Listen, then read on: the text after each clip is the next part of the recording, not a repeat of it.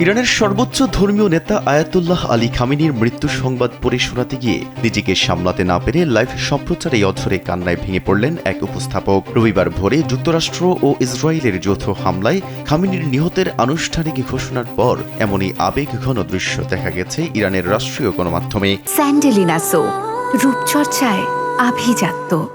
শনিবার রাতভর চলা নজিরবিহীন হামলার পর রবিবার ভোরে তেহরান আনুষ্ঠানিকভাবে তাদের সর্বোচ্চ নেতার মৃত্যুর বিষয়টি নিশ্চিত করে। খামেনির মৃত্যুতে গোটা ইরান জুড়ে নেমে এসেছে শোকের ছায়া। সরকার দেশটিতে টানা 40 দিনের রাষ্ট্রীয় শোক ঘোষণা করেছে। এই দীর্ঘ সময়ে জাতীয় পতাকা অর্ধনমিত থাকবে এবং সব ধরনের রাষ্ট্রীয় উৎসব ও কর্মসূচি সীমিত করার সিদ্ধান্ত নেওয়া হয়েছে।